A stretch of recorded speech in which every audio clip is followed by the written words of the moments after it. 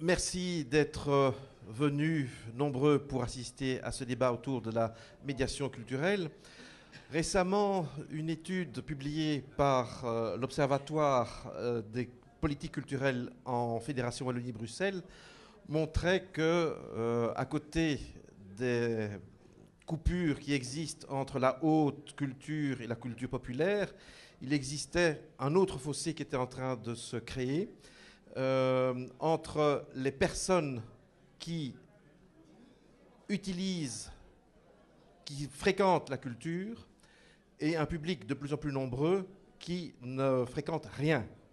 Et c'est un public aussi qui s'isole de plus en plus au niveau social. Donc, il y a là un enjeu assez important qui se trouve d'ailleurs dans les missions de Point Culture, qui est d'atteindre ces publics fragilisés. Alors pour nous aider à nous éclairer, nous avons réuni autour de nous ce soir un plateau qui comprend quelques personnes qui ont réfléchi sur tout le problème de la médiation culturelle et qui vont ce soir essayer de vous décrire les enjeux de cette médiation. Et pour cela, je vais passer la parole d'abord à Stéphanie Barras qui va animer le débat. Bonsoir. Et qui va présenter aussi les invités. Voilà. Merci. Donc, bonsoir à tous. Je vous propose de commencer par une petite présentation brève, parce que malheureusement, on n'a pas beaucoup de temps, de nos trois intervenants. Alors, la galanterie veut que l'on commence par les dames. Sabine Deville. Donc, vous êtes historienne de formation. Après avoir enseigné l'histoire dans le secondaire, vous avez été responsable du service éducatif de la Monnaie pendant 10 ans. Vous êtes aujourd'hui consultante indépendante en médiation culturelle et vous présidez l'association Culture et Démocratie. Alors Philippe Sieur, vous êtes sociologue et professeur à l'UCL Mons. Vous êtes responsable de la finalité communication du secteur culturel du master en information et communication à Mons. Et donc vous animez notamment les cours Art, Culture et Société, Médias, Culture et Société. Vous êtes coordonnateur de la cellule culture de l'UCL Mons, membre du Conseil pour la culture de l'UCL et coordonnateur institutionnel de la plateforme UCL Mons 2015. C'est déjà pas mal. Pas mal de choses. Pierre-Paul Renders, enfin, vous êtes donc licencié en philologie classique de l'UCL et diplômé en réalisation à l'IAD. Vous travaillez principalement comme réalisateur, scénariste et pédagogue.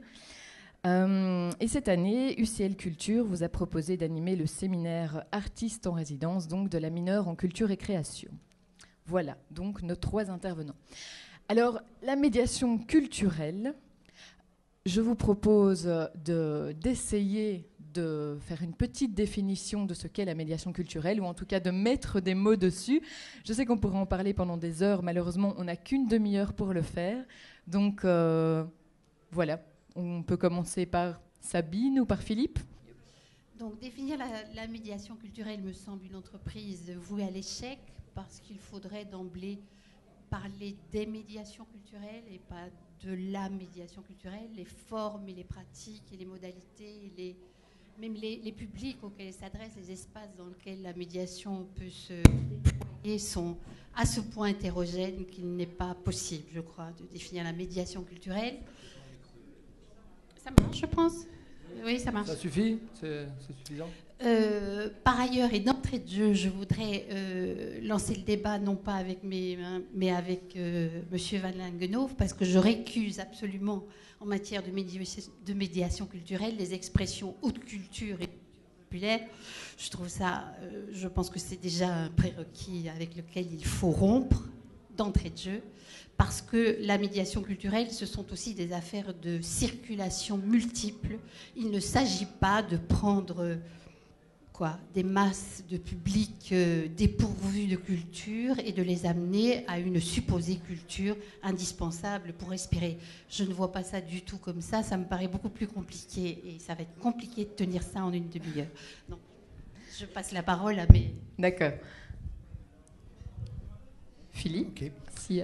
Alors, je souscris pleinement d'abord à deux choses. La première, c'est de dire que définir la médiation culturelle, j'étais à quelques mois à un colloque à Paris autour d'une étude qu'on vient de terminer qui concernait les métiers de la médiation culturelle dans les centres culturels de la communauté Wallonie-Bruxelles.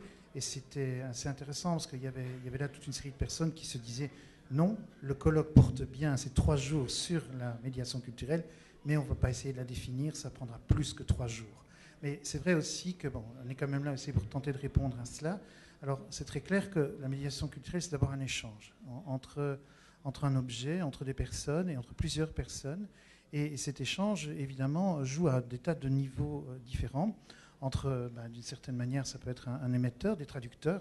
Un metteur en scène, par exemple, c'est un traducteur.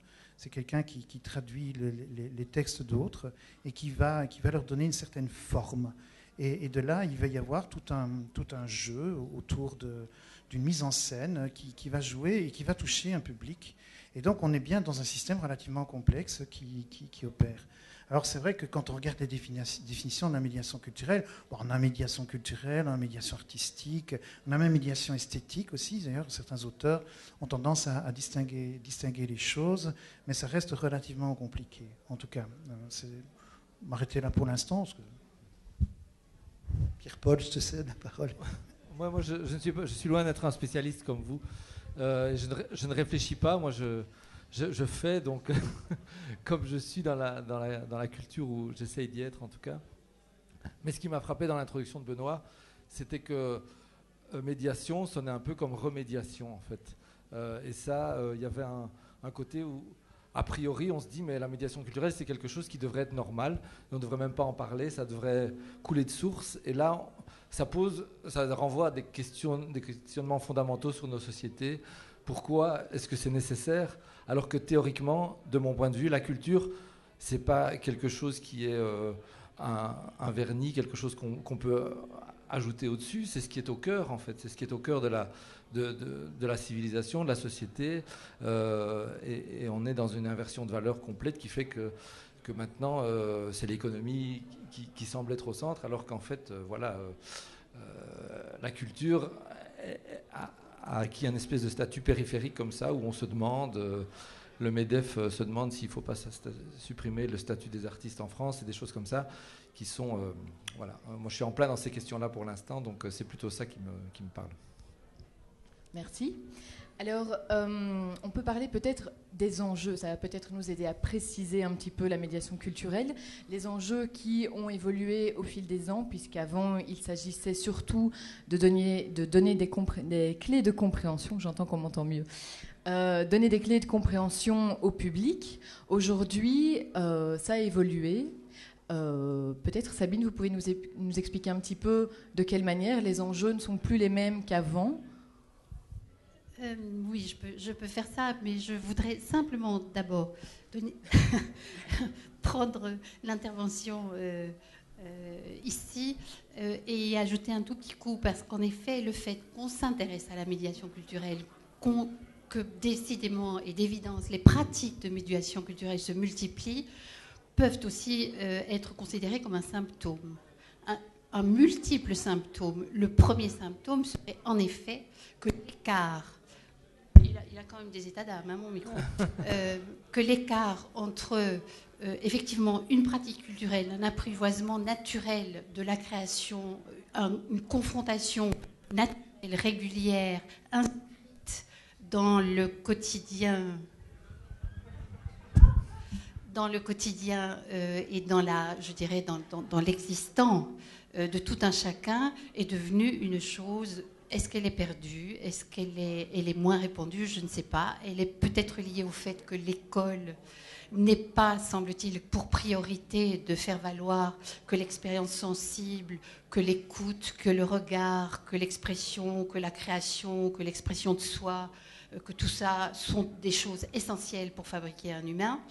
Tout cela étant posé, en effet, l'essor de la médiation culturelle n'est pas qu'une bonne chose. C'est aussi évidemment une avancée dans la mesure où rien ne se construit de soi, que tout doit s'apprivoiser et qu'il faut donc en effet apprendre à décrypter les codes, les vocabulaires, les modes culturels de quelque nature qu'ils soient et de quelque origine qu'ils soient. Ça, c'est essentiel aussi, me semble-t-il. Et alors, pour répondre rapidement à votre question, disons que c'est peut-être simpliste, tu vas certainement compléter, c'est qu'on est sans doute, en l'espace d'une trentaine d'années, passé en effet d'une pratique fondée essentiellement dans le registre de l'élucidation, de l'explication, de la sensibilisation, à des formes de médiation culturelle aujourd'hui qui font beaucoup plus appel à la participation et à la création, avec en plus un enjeu sur lequel il faudrait réfléchir, il faudra avoir plus de temps, mais qui est en effet toute la préoccupation de remédiation sociale, à propos de laquelle moi je suis relativement perplexe, critique, circonspecte, mais il faudrait du temps pour en parler. Merci. Je pense que pour rebondir à ce qui vient d'être... Voilà, pour rebondir à ce qui vient de dire, c'est vrai que la question de ce que tu évoquais, et c'est vrai que les orientations aujourd'hui sont très orientées vers ce qu'on appelle maintenant la démocratie culturelle, hein, alors qu'on venait d'un principe dominant qui était la démocratisation de la culture. C'est-à-dire cette idée de mettre une culture savante, hein, et je pèse mes mots, je suis d'accord avec toi, je ne suis pas d'accord sur la hiérarchisation des cultures, mais historiquement et sociologiquement, c'est tout à fait le cas. Ça a été le cas pendant très très longtemps, et ça l'est encore dans certaines catégories sociales, il faut être très clair. Mais cette démocratisation des cultures qui a émergé essentiellement à partir du fin du 19e siècle est importante parce que justement, c'est l'idée de mettre la culture savante à la disposition de tous, ce qui est une belle idée. Et aujourd'hui, on voit quand même que dans beaucoup de lieux, on a beaucoup évolué sur cette question-là.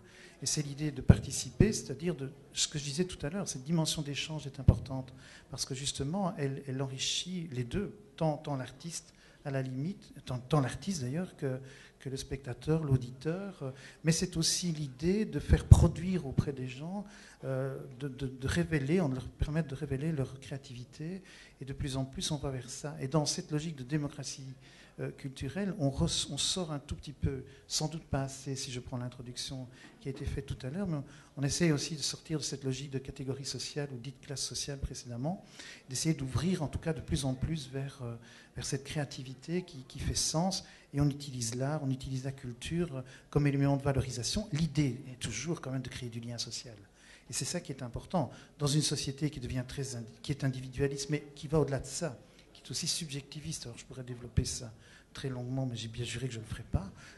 Donc dans une société subjectiviste, les attentes sont très personnelles, très individuelles.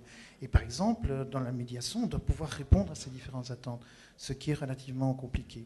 Sachant aussi qu'il y a une concurrence terrible entre les médias, toutes sortes de médias qui font que par exemple, ce qu'on disait tout à l'heure par rapport à la recherche de l'OPC, c'est quand même aussi une donnée dont il faut tenir compte, c'est-à-dire que finalement les gens aussi passent parfois, ne se déplacent plus, mais ça veut dire aussi derrière ça qu'ils ne font plus le choix du lien social.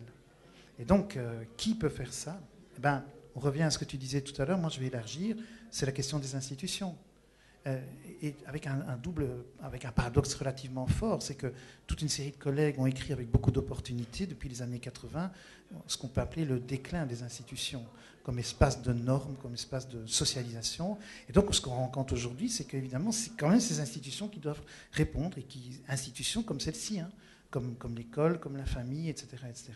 Et tous ces lieux qui sont des lieux, par principe, des lieux collectifs, doivent rejouer ce rôle de constitution du lien social. Et donc c'est un enjeu très, très, très, très fort, et la médiation culturelle relève de cet enjeu-là, qui est un enjeu majeur pour nos sociétés. Alors je pourrais aussi parler de la notion de patrimoine, et pas patrimoine uniquement historique, hein, patrimoine vivant, hein, parce que quand on assiste à une pièce de théâtre, une représentation, quelle que ce soit une troupe de théâtre professionnelle ou amateur, il y a quelque chose du patrimoine qui est en train de se créer, et quelque chose de l'expérience. Et donc il faut jouer dans cette complexité, ce n'est pas évident. Alors justement, vous avez tous les trois un pied à l'université. Donc on sait que la médiation est partout et devrait peut-être être un petit peu plus à l'école.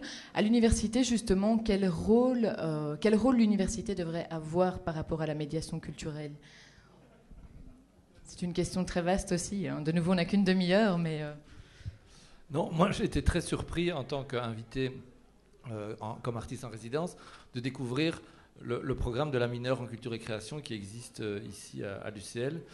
c'était un émerveillement pour moi de me dire, tiens, ça, tout d'un coup, des gens ont pensé à ça parce que ce côté de faire des mineurs d'ouverture, et spécialement celle-là, moi, c'est ce qui m'avait toujours frappé dans les appellations, on ne va pas parler de l'éducation, que ça m'avait frappé que les humanités étaient particulièrement déshumanisantes et que l'université était particulièrement spécialisante. Et donc, je trouve qu'effectivement, l'idée de cette mineure en culture et création qui ouvre, alors il faut lire le programme, moi je ne le connaissais pas, mais il y a des cours d'initiation à l'opéra, des ciné-clubs, etc., un accompagnement pour les étudiants dans toutes sortes de domaines de la culture qui sont absolument passionnants, mariés avec toutes sortes de cours de réflexion réellement sur la culture et la création. Je trouve ça fondamental. Voilà, je pense que c'est dommage que ça ne soit pas plus répandu et que malheureusement l'envie de ceux qui organisent cette mineure, c'est qu'elle puisse toucher vraiment tous les étudiants, puisqu'elle est ouverte en fait à tous les étudiants de toutes les facultés. Mais depuis que ça existe, il n'y a aucun étudiant de sciences et technologies qui est venu dans cette mineure, et ce sont des étudiants de commu ou de philosophie et lettres qui fréquentent majoritairement ça. Et il faudrait qu'il y ait un travail qui soit fait pour que aussi bien des ingénieurs, des mathématiciens, des physiciens viennent et élargissent leur champ de vision sur ce domaine-là. Ça, oui. Leurs horizons. Leurs horizons. Alors, justement, par rapport à ça, Pierre-Paul, j'ai une question pour vous, principalement.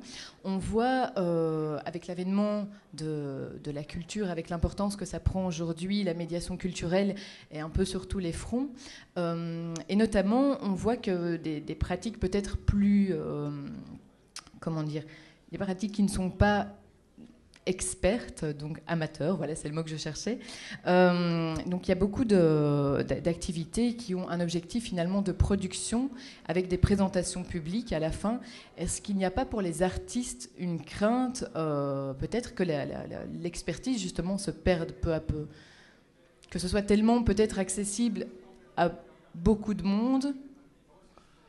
Moi personnellement, en tant qu'artiste, si je peux souhaiter à un moment que les artistes, ça n'existe plus et que tout le monde le soit, du coup plus personne, cette appellation ne désigne plus rien d'autre que le simple fait d'être un être humain, on aurait atteint le sommet de la civilisation probablement.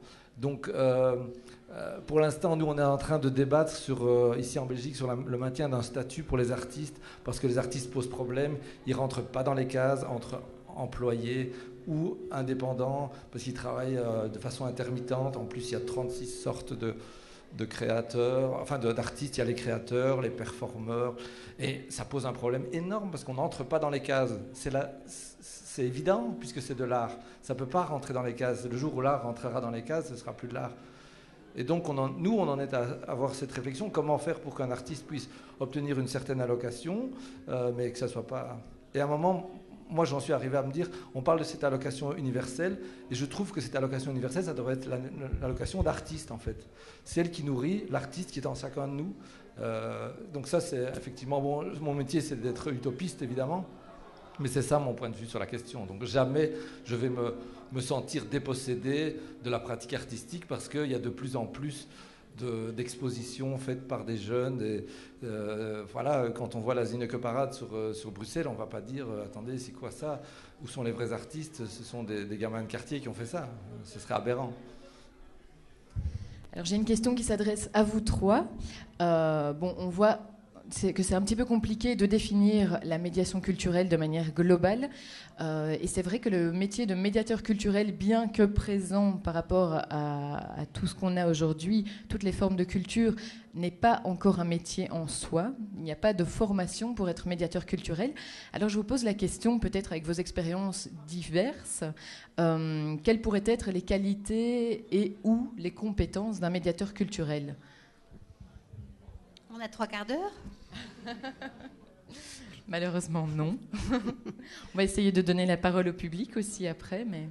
Si vous pouvez y répondre Alors, brièvement. on va quand même recommencer par poser qu'il ne peut pas y avoir un médiateur culturel, un type de médiateur culturel, mais que sans doute, si on essaie, on dirait qu'en tout cas, il faut quelqu'un qui se soit interrogé et donc qui ait été aidé à s'interroger de manière très solide sur ce qu'est la culture, donc sur la question culturelle, dans le champ de la sociologie, de la philosophie, de la sémiologie. Enfin, il faut là, je veux dire par là, donc une formation intellectuelle extrêmement solide.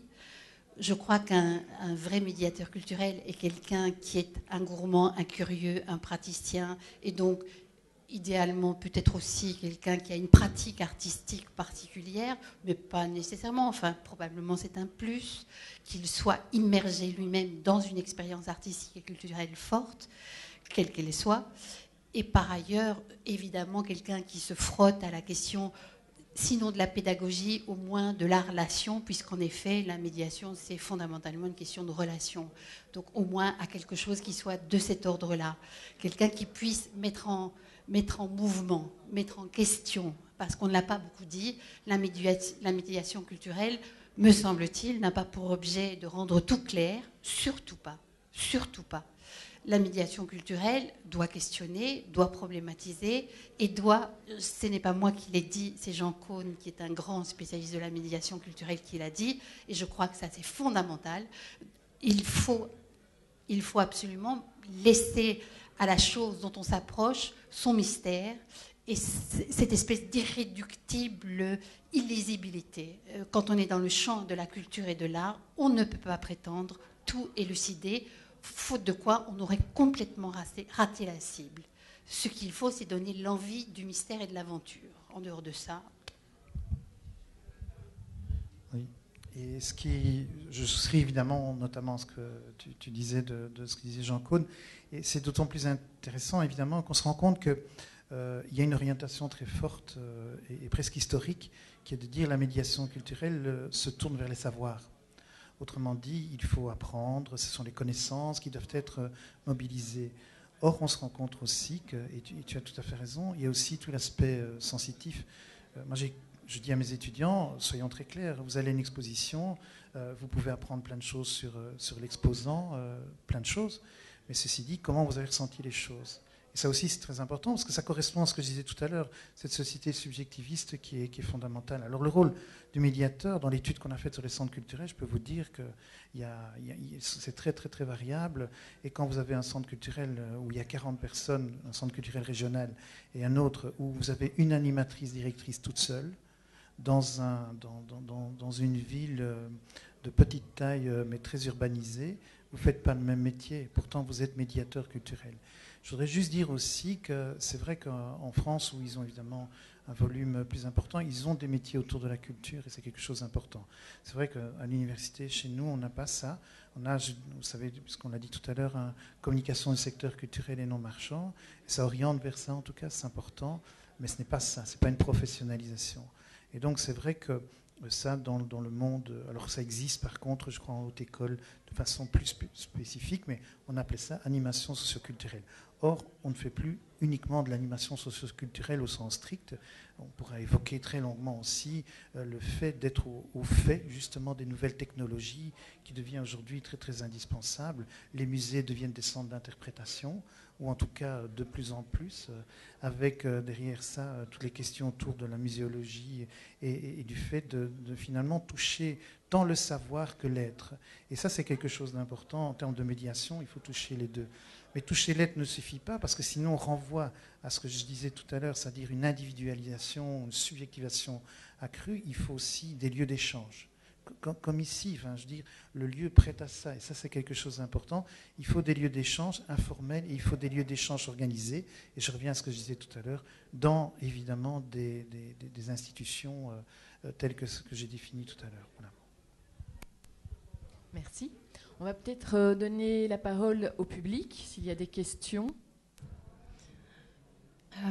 Donc on parle de médiation culturelle, ce qui pour moi est un concept relativement nouveau. Enfin, je pense que c'est aussi une réponse à l'ère du numérique et de l'accès à tous ces médias en ligne.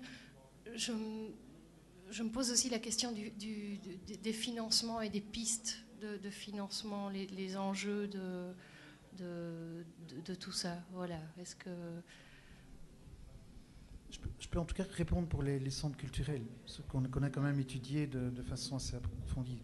Vous parliez des financements, alors je viendrai après sur le numérique, mais sur le financement, c'est clair qu'on se rend compte que l'État doit jouer un rôle régulateur très important, sinon on va aller de ce que disait tout à l'heure Pierre-Paul, c'est-à-dire une économisation, ou en tout cas un économisme, c'est-à-dire toutes les valeurs économiques présentes dans le culturel.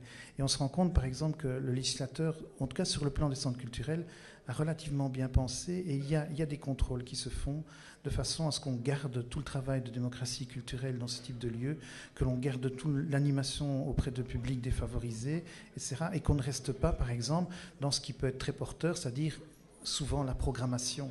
C'est-à-dire on ne fait que de la programmation, on fait venir des acteurs, des compagnies théâtrales, des chanteurs très connus, et on fait du business. Et là, très clairement, le régulateur, et dans le statut de l'artiste, c'est aussi fondamental qu'on discute de ça, parce que c'est le régulateur, c'est l'État qui doit devenir une espèce de garde-fou, qui doit maintenir en tout cas le garde-fou. Moi, j'ai vu dans des centres culturels, l'État, en l'occurrence la Communauté française, ou la Fédération Wallonie-Bruxelles, si vous préférez, qui jouait parfaitement ce rôle-là. Ça veut dire qu'il sanctionnait, je vois un cas particulier, qui a sanctionné un centre culturel parce que toute la dimension démocratie culturelle, travail avec les associations, se faisait plus. Par contre, en termes de business, ils remplissaient leurs salles sans aucun problème parce qu'ils acceptaient toutes les tournées qui étaient faites, les grandes tournées d'artistes très connus, ils remplissaient la salle. Et ils disaient, regardez, nous sommes efficaces parce que nous remplissons les salles. Je pense aussi que c'est fondamental qu'on ne remplisse pas toujours les salles et qu'il y ait parfois peu de gens, c'est mieux quand il y en a plus évidemment, mais qu'il y ait peu de gens parce que derrière ça il faut aussi une garantie de l'État en disant vous ne devez pas être, il faut une subvention, il faut ça c'est indispensable. On ne peut pas laisser faire le marché, sinon il y a toute une partie, une frange de l'action et de la médiation culturelle qui va disparaître. Quant à votre question sur finalement les nouvelles technologies et le lien, ça renforce l'idée qu'il faut des espaces communs, des espaces collectifs d'échange. Et ça renforce très clairement l'idée qu'il faut une médiation. Et la tentation, évidemment, est très grande. Vous avez beaucoup de penseurs en sociologie de l'éducation ont montré que finalement, on apprenait presque autant sur les médias sociaux, sur les réseaux Internet qu'à l'école. J'oserais pas dire ça, mais en tout cas, c'est vrai qu'on va de plus en plus et il faut des régulations qui s'opèrent. Et la médiation culturelle, c'est une régulation, mais collective, qui doit être faite et qui permet justement des échanges. On doit aussi viser le savoir. Je n'ai pas dit qu'il fallait supprimer cette dimension savoir, mais il faut aussi valoriser cette intersubjectivité qui fait sens en matière de lien social. C'est surtout ça qui fait sens en matière de lien social. Et ça, parfois, on a tendance à l'oublier. Je vais reprendre un exemple de l'école. On va voir une pièce de théâtre, et puis on l'a bien préparée, et puis on n'en discute plus après. On discute plus de ce qui s'est fait, qu'est-ce qui s'est passé quand on a ressenti les choses. On considère que le savoir est acquis, et puis maintenant on passe à la chose suivante. Non, il y a du débat, du dialogue, de la discussion qui doit avoir lieu par après aussi, ça se prépare aussi. Mais ça ne doit pas toujours être préparé, ça aussi. Il faut laisser aussi une part de mystère, c'est indispensable. Parce que de toute façon, on ne peut pas tout élucider. C'est impossible. Merci. Est-ce qu'il y a d'autres questions, d'autres interpellations ?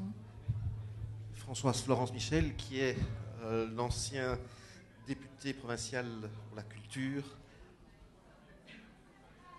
Cher Benoît, on dit qu'une société mesure sa capacité d'être à la façon dont elle entoure ses artistes.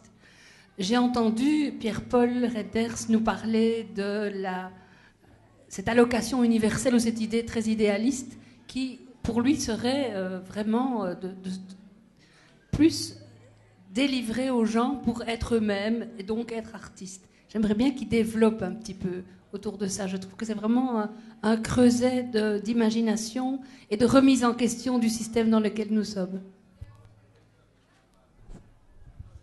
François, si tu me lances là-dessus.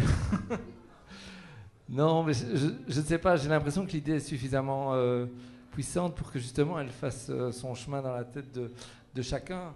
Moi, je suis frappé par le fait que...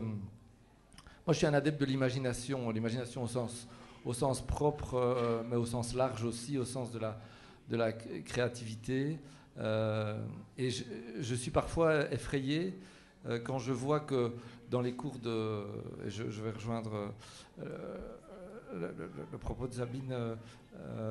Dans les cours de récré de maternelle, tous les enfants, sans exception, enfin on va dire sans exception, débordent d'imagination. C'est impossible de devenir une personne adulte, de grandir sans imagination. Donc on l'a tous. Et nous, à nos âges, ou plus quand on est plus jeune, quand on est artiste, les gens disent « Mais où est-ce que vous allez chercher tout ça ? Pourquoi ? Comment vous avez autant d'imagination ?» Et c'est sûr qu'il y a aussi des petits-enfants qui deviendront des meilleurs sportifs que d'autres. L'imagination, c'est un muscle comme un autre. Mais il y a plus de chances qui est donnée au sport qu'à l'imagination à l'école, en fait. Il y a des profs qui développent ça en parallèle, etc. Mais ce muscle-là, il est vraiment appauvri partout. Et parfois, on se demande si c'est par inconscience ou pas, ou si c'est délibéré.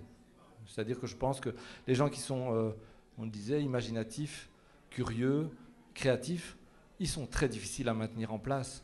Ils ne rentrent pas dans le rang, ils ne sont jamais contents de leur sort, ils ont toujours envie d'autre chose. Donc ça n'arrange pas ceux qui sont chargés de gérer, je ne dirais même pas de diriger, mais de gérer, donc de digérer. Donc voilà, il y a ce questionnement-là de se dire, est-ce qu'effectivement, ce n'est pas vraiment à la base que... on peut planter l'espoir de nouvelles générations où il n'y ait plus besoin de médiation culturelle parce qu'ils seront nourris de ça. Bon, voilà. De nouveau, je redis l'utopie que ça représente. Je suis conscient de la distance par rapport au réel, mais moi, c'est ça qui me fait vivre, c'est ça que j'essaie de transmettre. Et qu'en tant que médiateur culturel, je pars toujours... Bon, moi, je suis professeur dans une école d'art, donc c'est facile, a priori, ceux qui sont là ne se posent pas la question. Mais parfois, je dois les rassurer en leur disant, vous avez la créativité en vous, et je pars toujours de ce qu'ils ont envie de ce terrain-là, de faire pousser sur ce terrain-là ce qui est en eux, éventuellement en arrosant de médiation culturelle qui vient à côté. Mais c'est surtout, effectivement, créer ça, il faut du savoir, mais c'est vrai que c'est l'être qui est en question, malgré tout. Fondamentalement, je crois. Voilà. Ouais. On a juste le temps de prendre une dernière question, s'il y en a une. Pas de candidat. Ah, madame. Bon, je ne suis pas du tout dans le milieu, etc. Mais j'ai entendu que vous ne pouvez pas, ou vous ne savez pas, ou vous ne voulez pas définir la médiation culturelle et les médiateurs culturels. Mais on est quand même ici pour l'inauguration d'un point culture. Alors, est-ce que je peux vous demander comment vous voyez le rôle de médiation culturelle d'un point culture ou des points culture ? Le refus n'était pas tant d'un refus qu'une volonté de rappeler la complexité de la chose. Hein. Mais au fond, c'est une forme... Ici, il ne peut se passer que ce qui se passe dans beaucoup d'autres lieux et qui consiste à faire se rencontrer des compétences, des interrogations, des gourmandises, des curiosités et des demandes d'élucidation s'il y en a. Je pense que la médiation culturelle, elle consiste à mettre ensemble des partenaires qui répondent l'un et l'autre à la question ou à la demande qui est faite. Je voudrais revenir, je ne sais pas si ça va répondre à votre question, mais en entendant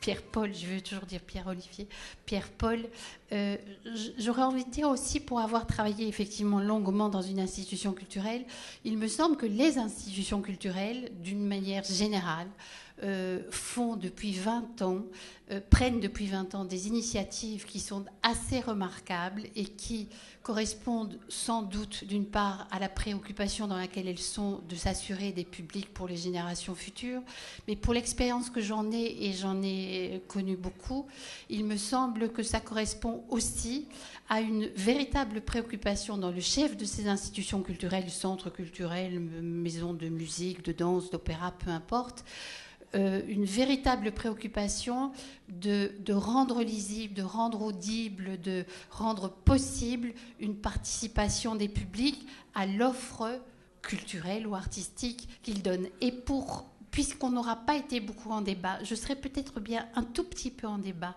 avec vous à propos de la question de la programmation. Moi, il me semble que la chose la plus intéressante à faire et que la médiation réussit serait celle qui arrive à conjuguer de la manière la plus équilibrée la démocratisation de la culture et la démocratie culturelle, c'est-à-dire de proposer au plus grand nombre, le plus aigu, le plus exigeant, le plus abouti, dans tous les genres artistiques ou culturels, dans toutes les formes d'expression, mais qu'il y ait en permanence cette idée que la vraie démocratie, et dans ce sens, peut-être, si on faisait ça depuis que les enfants sont petits comme ça et qu'on allait bien s'emparer de leur créativité naturelle, et de faire en sorte que de cette manière, on puisse à la fois aiguiser le regard, l'oreille, le goût, mais qu'on puisse aussi aiguiser la puissance créative de tout un chacun. Et là, on arrive sur le politique, parce que je crois que la société dans laquelle on vit, et plus encore dans celle dans laquelle on va vivre,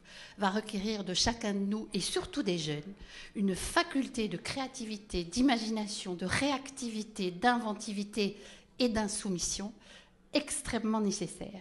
Faute de quoi, nous serons peut-être bien un peu perdus. Ah, mais je suis d'accord. Non, je vais bien le passer d'accord, mais non, je suis d'accord. Je trouve ça... Non, mais je pense sincèrement que dans ce que tu dis, immédiatement, je pense à une stratégie. C'est vrai qu'il faut toucher tous les publics. Un centre culturel particulier disait... moi, j'ai utilisé un système d'abonnement, et mon système d'abonnement, c'est quoi ? Les gens sont souvent dans une logique économique, pas tous, mais ils se disent, tiens, voilà, je fais un calcul, je multiplie par 4, j'ai 4 spectacles, ça fait autant, si j'assiste avec l'abonnement, ça me fait 30%, 40% en moins, c'est très bien. Et dans leur programme, ils mettaient tant par exemple, je me souviens d'une pièce de théâtre de boulevard, et puis une autre, vraiment quelque chose de très, très, très pointu. Et ça avait fait ça le comble. Alors non seulement parce qu'il y avait l'abonnement, mais aussi parce qu'une des têtes d'affiche de cette pièce de théâtre très très pointue, c'était une actrice de la série Plus belle la vie, que vous connaissez peut-être sur France 3, ou France 3 je crois, ou RTBF, peu importe. Et donc c'était assez intéressant parce qu'elle disait, c'était intéressant comme stratégie, c'était ça, faisons venir les gens... Et je suis d'accord avec toi, il faut la culture, la médiation culturelle, elle doit aussi viser l'émancipation par rapport à soi-même, puis par rapport aussi finalement à la société qui a tendance à nous conditionner. Et ça, c'était d'autant plus intéressant. Alors c'était une tactique, une stratégie, mais qui permettait aux gens, parce que oui, on connaît l'actrice, on va aller la voir, l'écouter, et puis on va découvrir un univers radicalement différent. Et ce que je voulais dire aussi, c'est un des enjeux, c'est la curiosité. Et donc... pour moi, c'est absolument fondamental. C'est aussi générer la curiosité d'aller là où on ne va pas habituellement. Et c'est ça aussi qui est intéressant, parce que ça permet évidemment l'altérité. Alors, simplement pour revenir sur la définition de la médiation culturelle, je pense qu'on a quand même défini de façon très générique. Ce qu'il y a, c'est qu'on a bien dit que c'était au pluriel, on a bien dit que c'était des échanges, et ça c'est très important, des relations qui étaient créées. Et par rapport à un point comme celui-ci, rien que déjà le lieu et l'agencement du lieu et toutes les activités qui peuvent être, puisqu'il y a ici de temps en temps, si j'ai bien entendu, des débats, des discussions, des présentations d'ouvrages, tout ça procède de cette médiation culturelle absolument indispensable, me semble-t-il. Et donc, pour moi, c'est ça aussi. On doit valoriser des formes les plus diverses aussi de contact, de relation entre un public et un objet. Et ce que je disais tout à l'heure, c'est entre un public et un objet, et puis entre le public lui-même, entre un public et un objet, un auteur, et toute une série de personnes qui interviennent, quoi. Un des bouquins essentiels, par exemple, Sociologie de l'art, c'est celui de Howard Becker, Les mondes de l'art. Il vous montre, par exemple, il va très très loin. Il dit finalement... un grand pianiste ou un grand compositeur, la dame qui lui sert le café participe d'une certaine manière à la production artistique, à sa façon. Évidemment, c'est pas elle qui compose, c'est pas elle qui fait l'imagination, mais elle fait partie de tout un réseau, de tout un système. Et c'est ça qui est intéressant, ça veut dire que derrière ça, il y a tout un réseau, un système qui doit être mis en relation, et toutes les opportunités, notamment celles qui sont développées ici, me semble-t-il, sont importantes. Voilà. Merci. Alors, malheureusement, on arrive déjà au terme de ce débat, mais j'aimerais juste vous citer, Pierre-Paul, avec une petite phrase qui, je pense, résumera bien les enjeux, et notamment ceux du point culture. Une petite phrase très simple, mais qui résume tout. La culture est une chose qui n'existe que si on la partage. Voilà, donc sur ce, je vous remercie de votre participation. Merci à vous de votre attention. Et puis, place donc au spectacle de Jean Mastin.